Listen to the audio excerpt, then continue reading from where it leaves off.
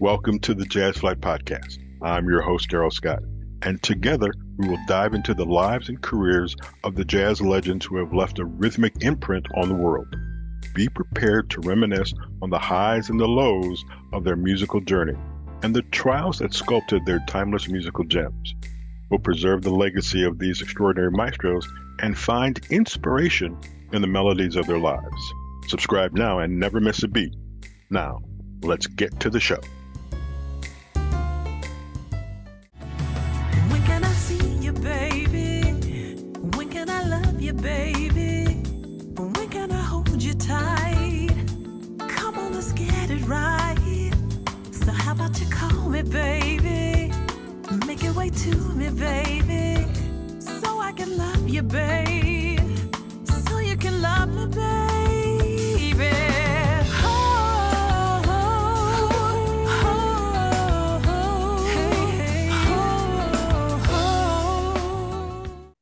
Hello there, and welcome to Jazz Flyte, the podcast. I am Darryl Scott.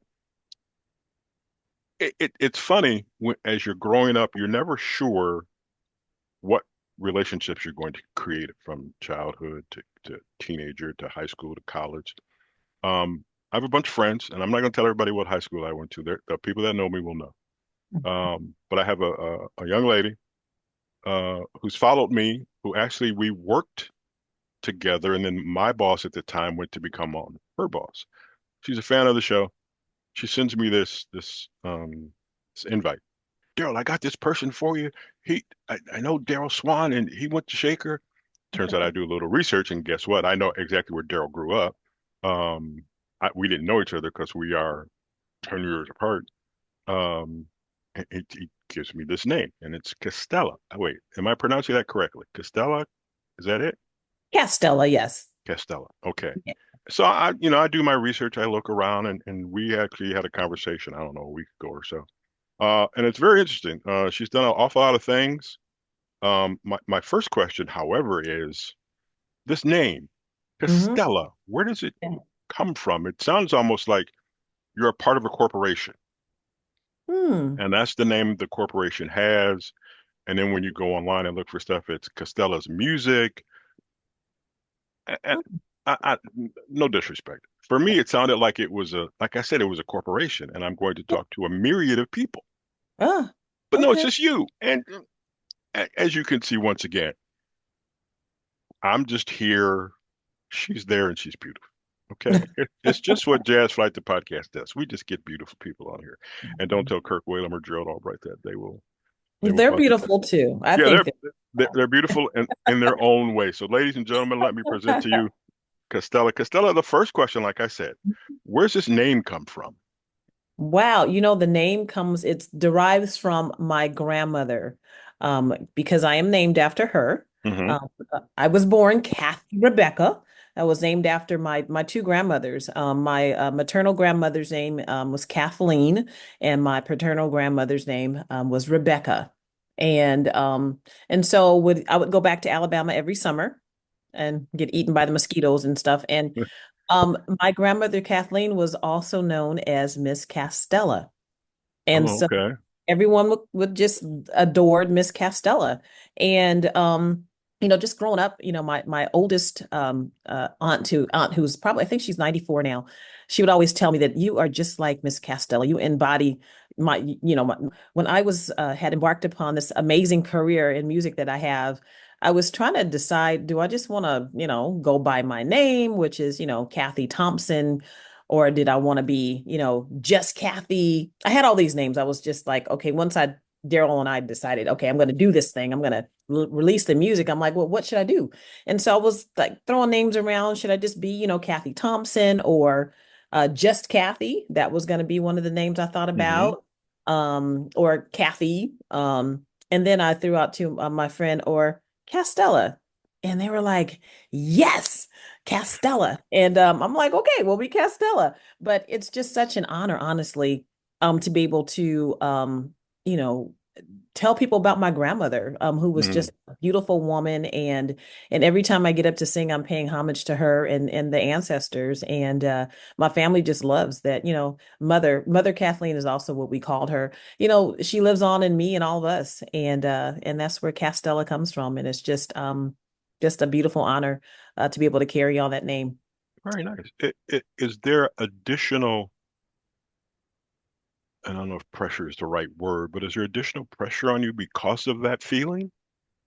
No, it's an honor actually, to be able to, you know, tell the story about my grandmother and how amazing she was, how much love she gave to all of us. I would just see her once a year, go out. Hmm. July 5th was her birthday, and we would go out and spend the summers out there. And she was just such a beautiful woman, just loved all of us. And No, there's no pressure. It's all honor and grace, honestly. Is there, did she inspire you to sing, to continue singing, to start singing? No. No?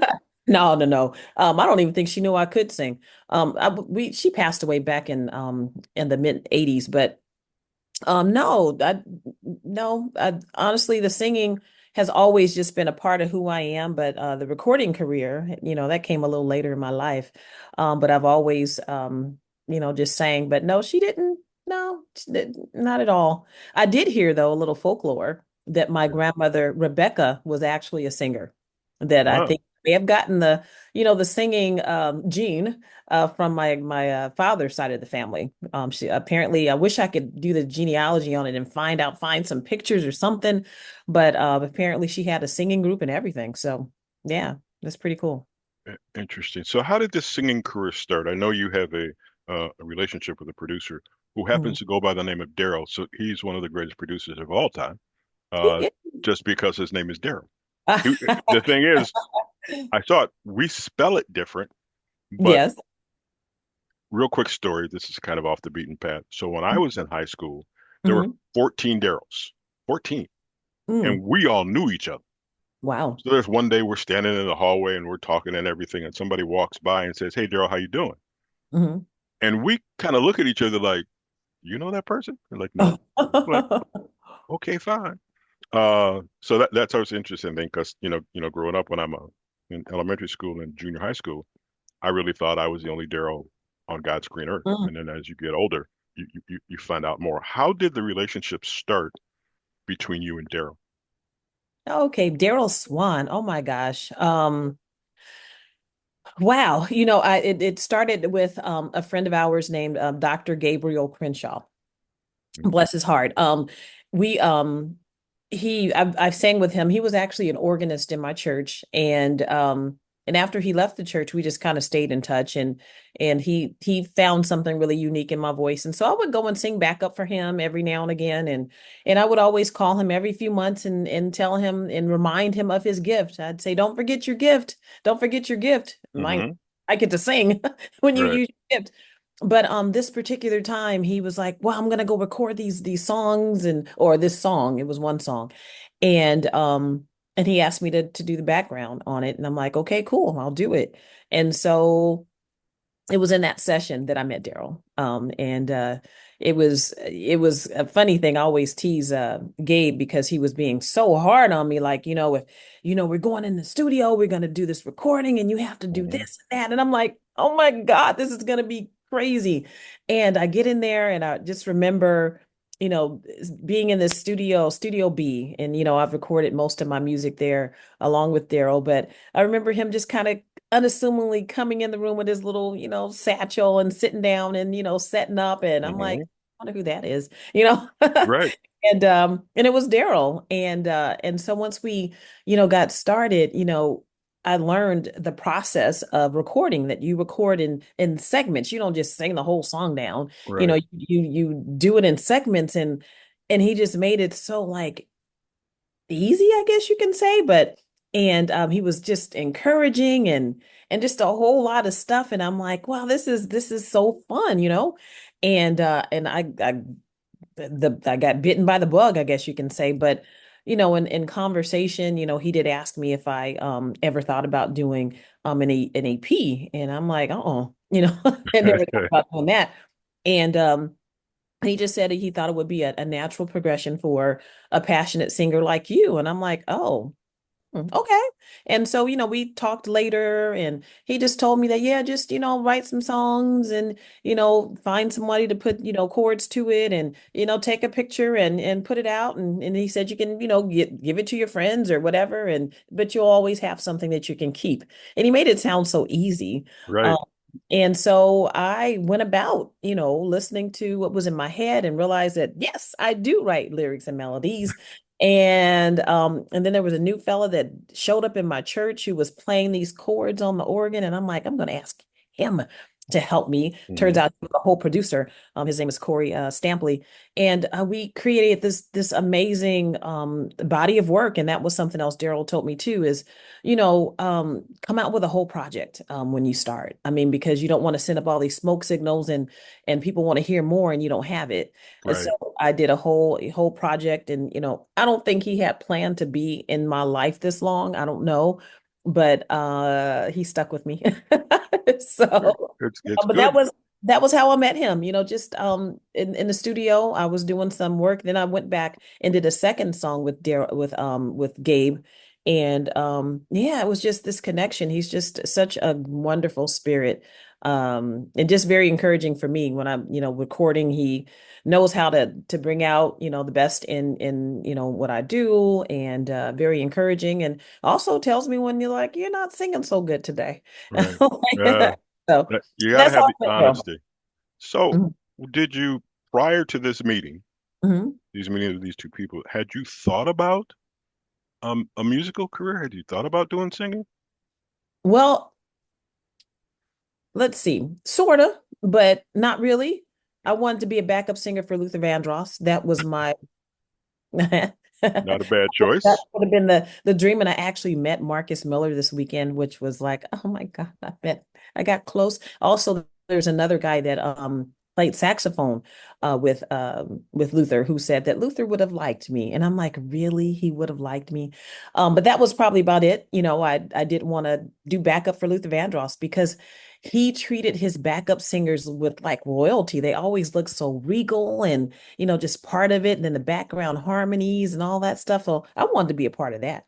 That's what I want to do. But as far as me ever being like a solo artist or, Hmm. doing it alone, no, I never. Mm-mm. I mean, I would do a solo at the concert at church, and sometimes I would do banquets, and I've done weddings and funerals and those kind of things. That's what I would do, but never ever imagine this amazing journey I'm on right now. Never. Mm-mm. You're enjoying the journey? Ah, what do you think? I, Yes, I'm thinking that's a yes. yes, I'm thinking that's a yeah, definite yes. absolutely. I'm having the time of my life right now. All right. Yeah. As we go forward, we're going to take a bit of a musical break here as we get Okay. an opportunity to listen to some of Castella's music. This is, and I want to see if many of you remember this title. When I was younger, that's what Mhm. I'll say, younger, Mhm. these three Yeah. sisters did this song called Nights Over Egypt. Mhm. And there's a different version done by this young lady over here. Let's take a listen to that on the Jazz Flight Podcast.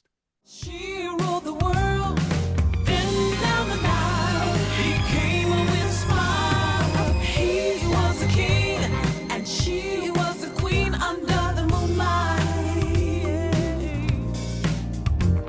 Your eyes won't believe what your mind can't conceive. Ooh, nights over Egypt. Nights over Egypt. Nights over Egypt. You're listening to the Jazz Flight Podcast. I am Darrell Scott. She is Castella. We just heard Nights Over Egypt. You said there was a story behind this song. May we hear it? Yeah, see, we just had a long conversation about Darrell. And so I did this song because Darrell told me to. Well, he is the producer. Yeah, he suggested it, and it was funny. He said he was at the Grammy Museum, and somebody, I guess a DJ, put it on, and he said, that sounds like something, Castella or Kathy could do. And he Hmm. sent me a message and he said, I think somebody should cover this song. And I'm like, me? Like, who? And yeah, he said, I think you should cover it. He said it's such a classic song and I said, okay, then if Darryl says I should do it, I should do it. And so I reached out to my producer, Jeff Kennedy, who is amazing. Hmm. Um, he was like, okay, yeah, yeah. He kept calling it Nights Over Tanzania, which was so funny. But he took his time with it. It took us almost a good 8 or 9 months to finish this song. But Really? oh yeah, it was I was working on it all year and it was like, can we just anyway, but finally Jeff, came up with the rendition or the arrangement that he liked. And it was, I'm like, wow, this is amazing. Then we pulled in Reagan Whiteside, who was like a yes, she would be a part of the song. But yeah, it was really Darryl suggesting that I do the song. I never would have thought to remake this song at all. And like he's told me in a number of occasions, when I guess I'm being maybe a little bit of a brat in the studio, he'll say, I just remember this one particular song. I guess I don't know what my face was doing, but he said, "Are you all right?" I'm like, "Yeah, yeah, I'm all right." He's like, "You don't like what's going on?" I'm like, "No, I'm fine." And he said, um kind of like, "Do you trust me?" I'm like, "Yeah, yeah." And he's like, "Well, how did all your other songs turn out?" And I'm like, okay, what is it that you want me to do? Okay. So Right. I trust him completely with everything that's going on in my career. I call myself his prodigy. I'm a little older, but his prodigy in that, everything that he has told me or given me direction to do, I just said, okay, I'm gonna do it. And he's just been very instrumental. And so this is one of those instances when I'm like, okay, do you think it'll be a hit? Okay, I'll do it. And it has been quite the hit for me. It's hit number one in Canada, Spain, here in the US. Um, hit Canada like twice. It hit the chart there number one twice, hit number one in here in California. It was on there for a couple weeks and was on the UK soul chart for about 12 weeks, peaked at number two and number one actually in St. Louis. There's a chart out here it's number one right now. And so it's just been, I mean, yeah, I can't go no wrong with him. He's This amazing. chart thing that you talk about it Yes. in all the different countries and all the different things. Back in the Mhm. day when I was growing up, Mhm. I feel like I'm 112. We had radio and records and we had Billboard, Yep. and right now those are the only two I can remember. Mhm. Now, um, there's a chart for every city in the United States. There's Does tons of charts. Yeah, Hmm. does Hmm. that i- is one more important than the other? Are you just are you just, I don't want to say happy, but are you satisfied with being number one in wherever Hmm. across the pond? What is the Um, ultimate goal with the song, I guess is what I want to ask. Ultimate goal is just to have it be heard, it of course, I'm sure there's some that might say, oh, that's all good. You're number one and, a chart in Canada, a chart in Spain. But Right. are you number one on Billboard? No, I'm not. I think I may have peaked at like 77 on, the Billboard or Media Base, which I made that chart, in the Right. 70. But it's just a different, again, I'm a vocalist and vocalists don't always get the most love. There's some people that do pretty well, but in that area. And that is a goal, to someday maybe I will be, in the top 30 of the Billboard smooth jazz charts or some other Billboard chart. We're still trying to figure all that out. Yeah. But I don't discount anyone's effort of taking the time to create a chart and put me number one on it. So heck yeah, it's Nice. all that. But again, there are some goals. It would be nice. The Billboard there, I think there's only like maybe 16 reporting stations for the Billboard Hmm. jazz charts, whereas others, there might be a whole bunch of other stations that they use to create their charts. And then there's also the terrestrial radio deal. So there's a whole bunch of different things. And, Yeah, I mean, there's so much more that yeah, I can accomplish, and I'm trying to get there. So, but yeah, the Billboard, I mean, that's like the designer jeans, like Jordache back in the day. It's like, oh, she has on the Jordache jeans, or the sus, those, Right, what is the other one? Some Guess jeans, that's kind of how I look at the charts. It's like, okay, well, that might be the right. Guess jeans or the Jordache or the Sassoons of the charts. And then you have the other ones that maybe you get from some other Levi's. yeah, or Levi's. But they're Yeah. all, just as important charts. And I'm just honored, honestly, that they're playing my music and that that my name is up there on a chart somewhere, with some of the greatest artists that have walked the earth, if you will. So yeah, and I'm Okay. up there with them. We're going to take one more musical break here. You saw my pain and became my friend. You were there for me, shared your big heart with me. Deep in your eyes, I could see the love, like the ocean blue. I think I love you, yeah. I never thought I'd be here before. With love so pure, couldn't ask for more. It's not a dream, I opened my eyes, I saw you. This is the Jazz Flyte Podcast. I am Darrell Scott. She is Castella. Great music, but an overbearing thought Mhm. comes up when I talk to women. And I always want to know, how do you handle being a woman in this musical genre? Because I've heard stories, and all of them, 98.2% of them ain't good. So I Mm. wonder how you handle if you get up on stage and your microphone's not on, or you get up on stage and realize that somebody else needs a wireless microphone and you give them yours, and then you don't have a. It's little things like that, or the progression. How are you dealing with that? Being a woman, Yes. like Well, I've dealt. being a woman in jazz. Well, a woman in jazz is like being a woman in business. I mean, we haven't talked much about my life before. I became an artist, and I was a former human resources executive. I was a human resources director, and rose my way up. I kind of built my way up to that level. So you have to have a bit of a business acumen to be able to handle all that. And I think I kind of bring that over to this because Castella, as you said, I think we were talking about you saying you felt like it was a corporation. It is. It Hmm. is a business. And so that's how I handle things. I carry myself in such a way that, this is my business. And I try not to let anyone intimidate me. And then I'm friendly, I try to be as nice as I can. And I've had conversations with my friend Gail about just there's just there is this thing there is I would say maybe for lack of a better word there are cliques in this thing. uh Hmm. you know you we am I in that clique? No. Am I in this? And sometimes I'll call them different camps of people, Hmm. and you recognize it and just try to navigate your way around it, which is what I do. I mean, I just again, I'm not, I guess I can't call myself new anymore.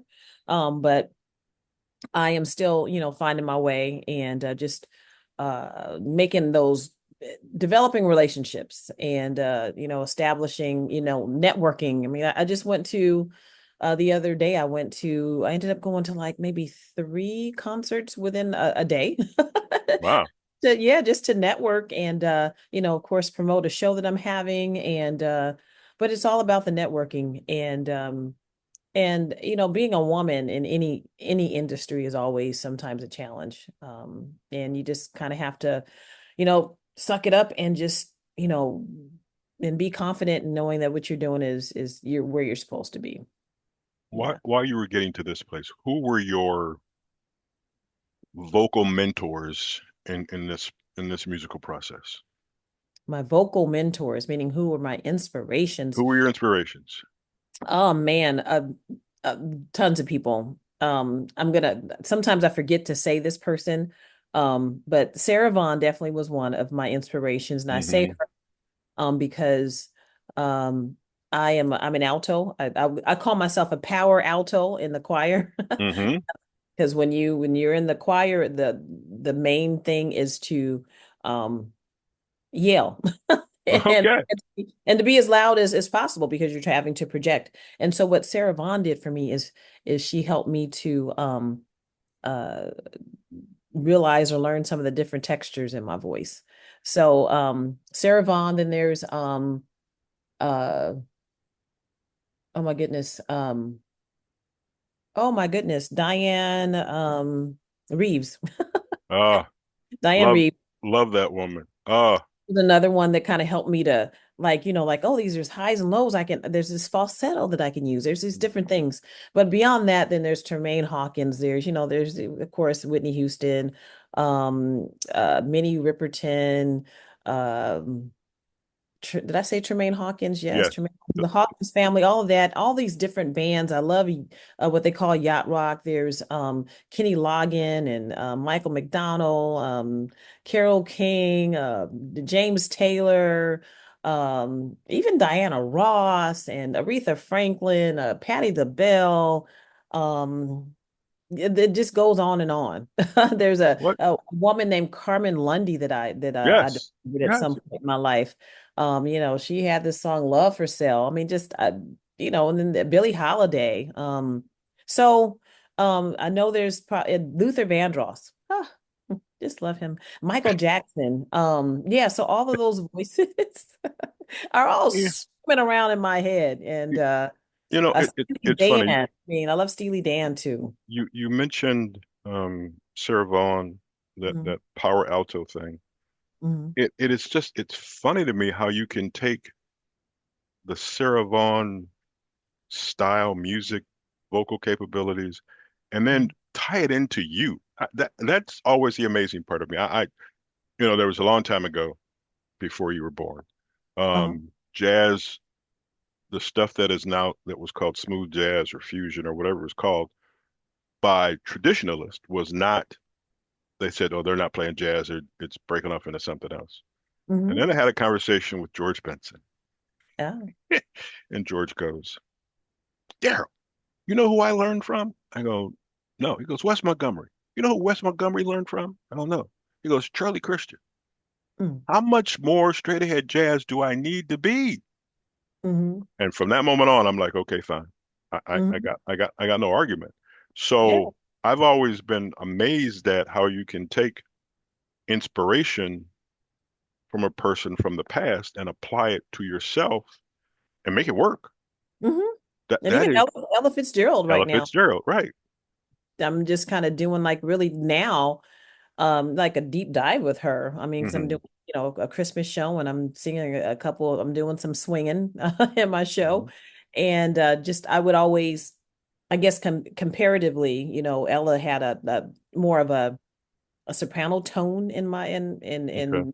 Sarah was more of the alto, kind of a rich kind of a, so I'm kind of maybe I think maybe a blend of the two. But I mean, I even have a song that I covered called My Funny Valentine, because that was Yes. something I learned from listening to Sarah Vaughan, and Billie Holiday. Yeah, I mean, it's just different things too, just how to do a run properly and not to overrun. Hmm. I don't do a whole lot of running. I hold my voice, I hold my notes and do different things. And if a run comes, it comes, so but yeah, So, though all that was my inspiration. I mean, just and there's other people that I didn't mention, right. groups, like even the Jones Girls, and I mean, Hmm. the Emotions, and the Sister Sledge, all of Yeah. those, all those groups, because the harmonies, yeah. Yes, I truly enjoy harmonies. Are you classically trained? Did you have to spend time standing in front of somebody singing and them constantly correcting you, or are you just a singer? I am not trained. Okay. I just use what God gave me. And but people say I got my training in the church, In the church, right? church choir. Hmm. What's your favorite church song? Hmm. My favorite church song. I sing so many. Well, one Uh, that you really love to sing. oh, I go to the Rock. Okay. Then there's one I like to sing. I'm Blessed. Fred Hmm. Ham. Fred Yeah. Fred Fred Ham. Hammond. Hammond. Yeah. That the church songs, everything. I mean, I'd like to sing God's Eyes on the Sparrow. I sing that often, as a solo. So if in a perfect world, Hmm. we're sitting in the same church, Hmm. you're in the audience. If I see you, Hmm. can I call you up and have you sing? Yeah. Hmm. Pray that Sister, that Wilson, pray can that you that never happens. bless us? Yes. Uh-huh. They say, be ye always ready. Yes. Okay. All right. I'm willing to bet that you are. All right, Hmm. we're gonna get ready to pretty much wrap this up. So I have this question because we want to know about your future. What Hmm. is what is next for you? What's on your plate? Where if I call you back in 2 years, what we're gonna be doing? Hmm. Well, right now I'm working on my next EP that hopefully I will finish sometime in 2025, called A Couple of Covers, which will be a few cover tunes that Hmm. I'll be covering. Um, and the first one off of that EP was Nights Over Egypt. Hmm. Another tune that Darrell suggested I do that he said I should do it. So I'm like, okay, I'll do it. And then there's a couple others that I'll be including on that. So that's what I'm working on now. Again, doing live shows. I produce my own thing. I always say, well, if I'm not being booked, guess what? Book yourself. So Hmm. I do my doing my own, I'll definitely be doing a show or two of my own and just trying to get out and do some more live shows. I became a member of the Recording Academy this year, Hmm. so constantly being involved with the Recording Academy, not just to get a song for a Grammy, but doing things like the music advocacy, which I was a captain this past year on that. I'm a mentor with the Grammy U. My mentee is going to be hanging out with me at my rehearsal and my show coming up. So just diving into just all the different areas and also continuing to write Hmm. original music as well because I want to do these couple covers, but I'm ready to be done with that. I want to put some of my more original stuff back out and just work with as many people as I can. That's one thing that Darrell did tell me is like, hey, work with as many producers as you can, because every producer has a different style and Right. stuff. I just love Jeff though. Jeff Kennedy has been just amazing Hmm. for me. I do have another producer I'm working with. His name is Sonics. We wrote a song last year, I believe it was, and hoping to put that song out this year. So just a lot of just continuing to work, establish relationships, and just continue to build my business, Castella Music. How Mm. do you choose a producer? How do how do I choose a producer? Right. I mean, do you is it purely by their reputation? Do you listen to stuff that they've done and go, I'd like to work with that person? Is there anything like that? Because I mean, I understand, and I take you mentioned him. I take Marcus Miller, and I go, and granted, we're doing our best to get him on the show because this is the question I have to ask for him.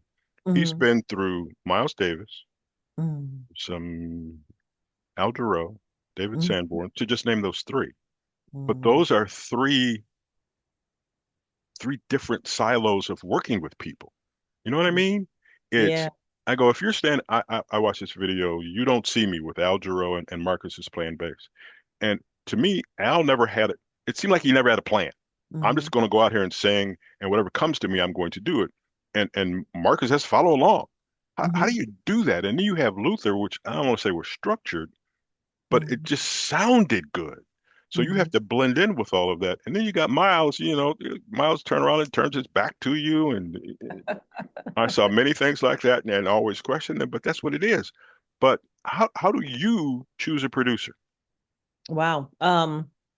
The producers that I have had, which is probably about one, two, three producers. One of them just happened to, like I said, showed up in my church. I liked how he sounded and found out he was a whole producer. Amazing, talented guy.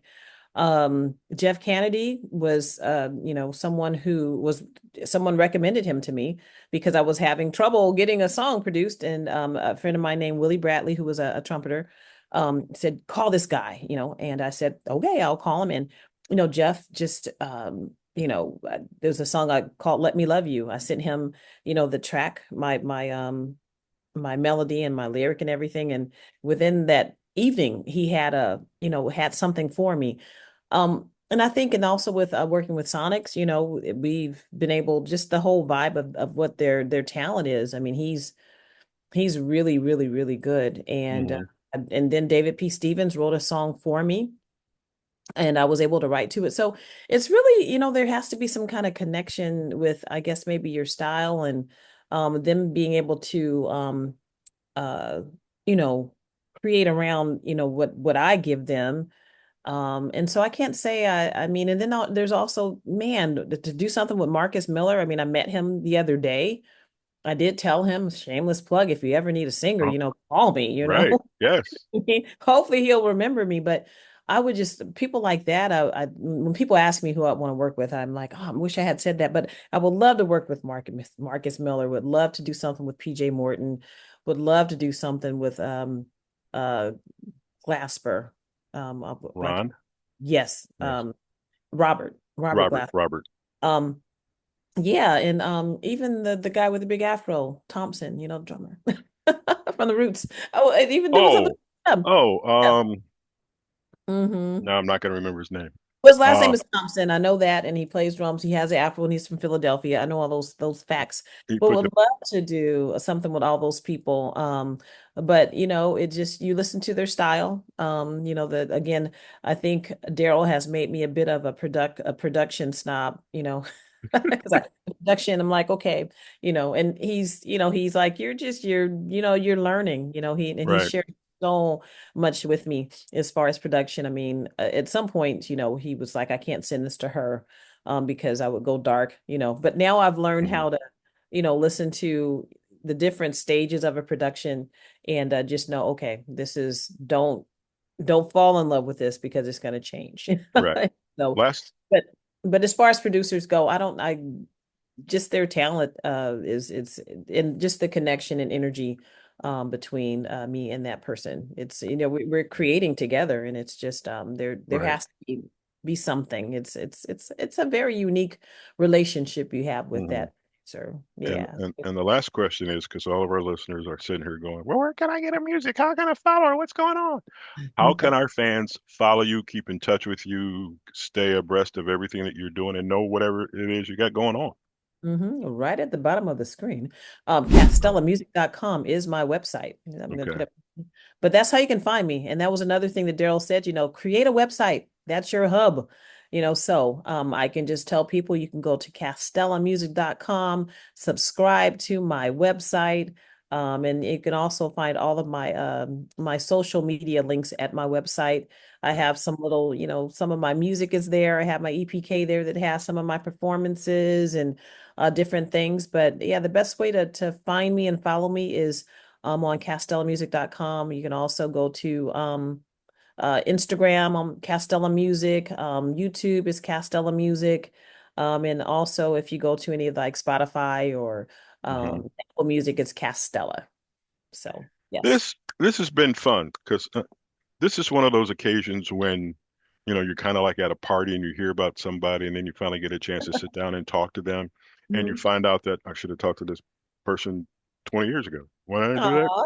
Why did I do that? So this has been fun. Would have been a Anything? totally different conversation 20 years ago. But anyway, Well, I but digress. okay. Um, this has been a lot of fun. I've enjoyed this. We will follow your career. Anything that comes up, please let us know. Thank you. It'll get posted on our social media. Good Lord willing, someday when the stars are all aligned, you'll get a chance to come here to Cleveland and perform, and Ah, we look forward to it. I I just can't wait. I'm happy that we did this. This is fun. I'm gonna have to get Yeah, on Monica and tell Darrell that Darrell said hello. And if he wants to get in I contact with me, will. you know how to do that because I really would like to talk to him. All right. Yeah, he's amazing. He is amazing. I can't wait to come out there, and I want to meet Mrs. Swann. I mean, because she has an amazing son who has just honestly changed my life, and I'm grateful for him and It, her. And, it's funny. In the last month, I've talked to a couple of people who Althea Renee's husband should know Darrell because I think oh, they're a year apart okay. in high school. Which brings us all two different places. And I have a buddy, and you'll have to ask Darrell if he remembers the name Gerald Gregory. We call him Gerb. Mhm. He is my source for, do you know so and so? And 9 chances out of 10, everybody knows Gerb. So, Wow. Castella, great to talk to you. We will have to Thank do you. this again. Stay in touch. I will stay in touch. And we will go from there. We'll let you know when this drops. All right. Thank you so much, Darryl. All right. Thank you. Ladies and gentlemen, you've been listening to the Jazz Flyte Podcast. Most of the time, I'm Darrell Scott. You have to figure out who I am the other times. I'm not doing that. Yes. So, once again, thank you. And we will talk to you next week.